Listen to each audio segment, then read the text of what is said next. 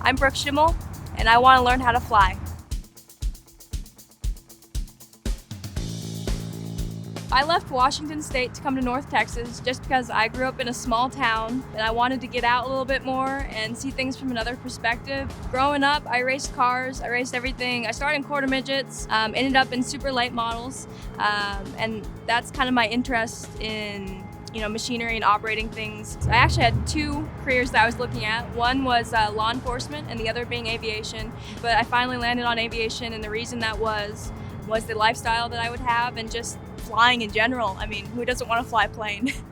But I was just so overwhelmed with everything. I finally went on a group called North Texas Aviation, and I was like, hey, I don't know what I'm doing here. Does anyone have good recommendations for schools? What we're gonna do today is I'm gonna be calling AviatorAir to try to book a discovery flight.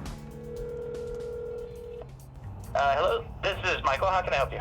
Hi, my name's Brooke. I was interested in possibly booking a discovery flight with you guys, and I also had a few questions. So I just called AviatorAir in Grand Prairie, Texas.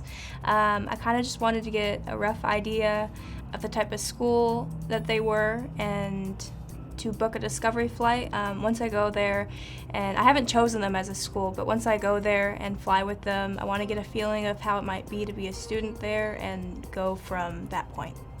Okay. We do 30-minute discovery flights for $149 and 1 hour for $199. Oh, I'm sorry, 99 for 30 minutes and then $198 for 1 hour. Okay. Can we go with an hour? Yeah, absolutely. I've done 2 flights before. One of them was 2 hours with a family friend, and the other one was an hour. And that hour flight I had, it felt like it was just half that time, so I can't imagine what 30 minutes might feel like. So what were some of the questions you had? If I were to choose you guys as a school, how much would it cost, say, per hour? Our aircraft, if you flew one of our 172s, is $150 per hour, and then it's $60 per hour for the instructor. If you can put down 10 hours up front, then you can get a block rate, and we charge $140 for the aircraft per hour instead of $150. So I am working right now, but a large part of this is going to be from my parents. They're generous enough to help me out with my schooling as long as I'm being productive in it, and that's how I'm hoping to pay for it. And how about things that I might need to buy if I were to choose you as a school as I'm getting started? So we have a kit available, that a starter kit that would have everything you need. $432 with tax. Has your flight bag, T-hack, bar aim, AFM, fuel spinner, an electronic E60, nav logs, and aviation weather textbook. Okay, and what type of ground school do you guys have? We use Sporty's ground school. I don't 100% understand ground school, but I at least thought it was something that would have been required of me. So I was just wondering what platform they did that on. So I just scheduled my flight with them for this next Wednesday, and I'm very excited to get out there and see what they're all about. I'll take my discovery flight there, and we'll go from that point. So this morning I woke up really excited to come to AviatorAir to do my discovery flight with them, first flight with them, and they called me saying that the weather was not good enough for me to fly, which I was sad about it, but I was halfway here, so I decided to drive the rest of the way. And at that point they had another student call in for their 10 o'clock that couldn't make it, and they decided that they could slot me in, and now we're just a couple minutes before I go back in and take that flight. Hi. Hi. How are you? Doing good. How you doing? Good. Good. You here for a discovery flight today? Yes, ma'am. Okay. Looks like we have you in Charlie Kilo. You're going to be flying with Kayla. We have you scheduled for 10:30. Yes, ma'am. Okay. Cool. You're going to be working on your private? Yes. Okay. So we have our cost breakdown here for each private, instrument, and commercial. There's definitely obviously a cost difference here. Right here, you're gonna need to get your medical done pretty early on in your training. Just make sure that you're good to actually fly. You don't wanna waste any money there. If you need financing, we work with Pilot Finance. You'll have to contact them. It's like a regular loan that you would get.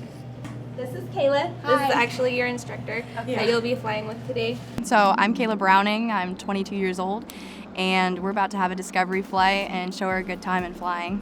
Did you wanna take a look at the school? Absolutely. Okay, Yes. perfect. So basically, they'll call in, they'll say that they're interested in flying, and we're more than happy to take them up. Just basically what Samantha did, she'll go over the things, the rules and procedures about the school, just to get them introduced to the way that we like to do things here.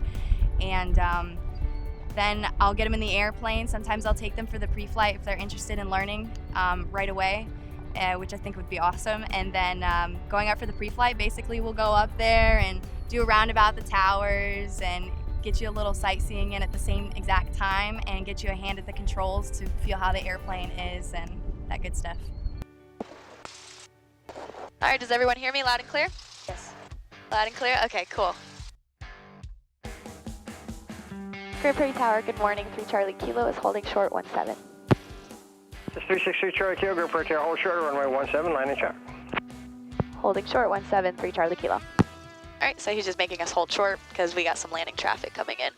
Yeah, so Grand Prairie, I appreciate this airport a lot because it's very nice chill, and it's just a nice environment to learn in because you actually have the opportunity to get up in the air a little bit more than some other airports.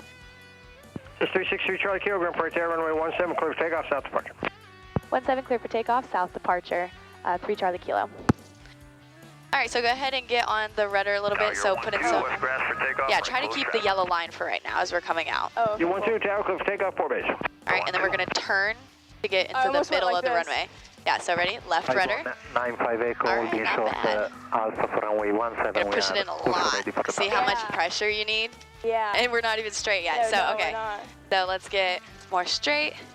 Okay. All right, go ahead and push the throttle all the way in, and immediately you'll notice that we'll need some right rudder pressure. So see how we're drifting to the left? Just a little bit of right rudder pressure. Keep it on the center line. 3523, roger. Yep, push that all the way in. Good, little right rudder pressure. And you're gonna keep it in, like you don't wanna really like let go of it because it'll be going back and forth. Yeah. All right, 55, rotate, pull up.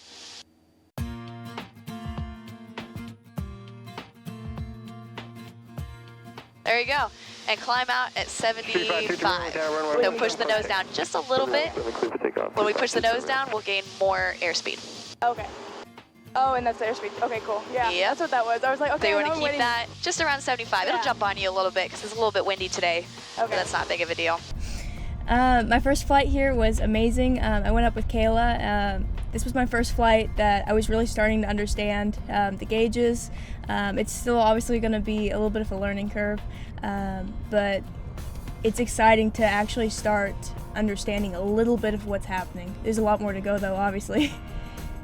All right, and let's push the airplane down just a little bit. I'll use some trim. Trim is kind of like the poor man's autopilot is what I say, so it relieves some pressure on the yoke for us. Yeah. All right, and keep it. Try to keep it straight. Like, do you see? Go ahead and push the nose down a little bit. Do you see that bridge? Yes, sir. Try to keep it going towards that bridge. That's called the marina. You 12 Tower, And the rudder, if I feel the plane going like this, it means the rudder and her. Exactly. So you see how that plane's trying to go to the left a little bit? You can push in a little right rudder, and actually, this ball right here, this inclinometer is what we call it. Yeah. Keep it. Try to keep it in the cage. Yeah, it's a little off, but that's okay. You don't have to be absolutely perfect with it. Tower, roger, where are you? Forward takeoff, right south there. departure. There you go. And now we're gonna trim it because we feel a lot of pressure pushing it down, right? Right. Yeah, you can feel that? Yeah. So we're gonna trim it up. It's actually kind of the opposite. It's like we want the nose to go down, so we trim it up. Okay. Yep, so give it probably a little more than that. A little more? There you go. Now, do you feel that pressure relieving? A little bit. Do you shoot? Yeah. Do more? Oh, no, we're good. I We're think good? right here. Yep. Okay. Well, number one, she has motivation, and I think that's the biggest thing about becoming a pilot, because if you don't have the motivation, then you're not going to be able to have the will to learn, which is super important. She seems like a hard worker. She seems like she's ready for it, and yeah, I'm excited for her. During instrument flying, the most important thing that you'll hear over and over and over again is always trust your instruments. So if we were to get into some clouds and we couldn't see anything around us, trust your instruments. You're going to have a lot of different, types of spatial disorientation going on. We have a lot of sensory systems that can really throw us off in where we think that we are in space. Yeah. And so yeah, number one rule, trust your instruments. You basically read your instruments. This attitude indicator is going to be like basically the star of the show. Like he's kind of letting you know, like you can see if you're pitching up or down or if you're banking. Your altitude's obviously going to do that for you too. Yeah. Things like that. So this small, arm and then this large arm, what are the two differences and which one are we looking for? Yeah, so we have hundreds, thousands, and then this little tiny one, that's 10,000s. Okay. Yeah. I haven't flown with anyone as young as her, I don't think. So that was cool. Once we got up in the air, she was throwing information at me, but not in an amount that I couldn't handle, I don't think.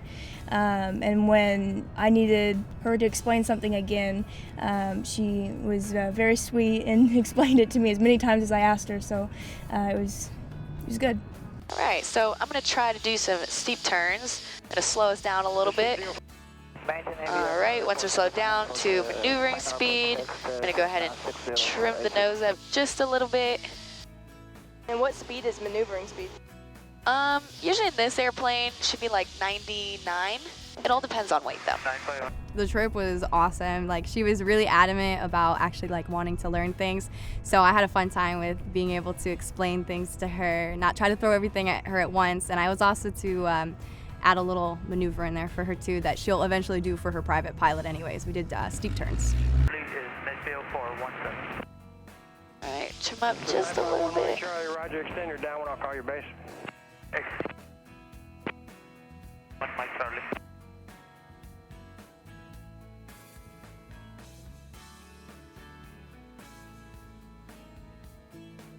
And the whole time we're just trying to keep as much altitude as we can, our airspeed, and we're just gonna come back on the same heading. That's a full 360. Cool. Feels like we've gone more than that though. Yeah. All right, we're gonna push it back. And then we can go into a right one.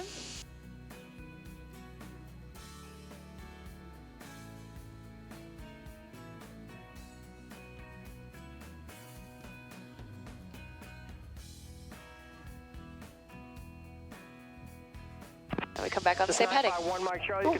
That's basically it. So that's one of the maneuvers that you'll do as a private pilot. So there's that little intro for you on some maneuvers. That one's the funnest one, I think. I have a very good feeling. From the moment I walked in, I had a very good feeling that I would be going with AviatorAir. My first reaction is, for one, I like how close it is to my home. Two, I feel like it was very professional through just this process. And I just really like what's going on, and I've liked everybody I've met, and I like all the answers to my questions.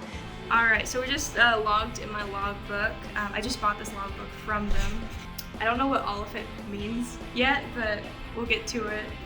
They gave me some papers of price breakdowns, as well as sign-offs.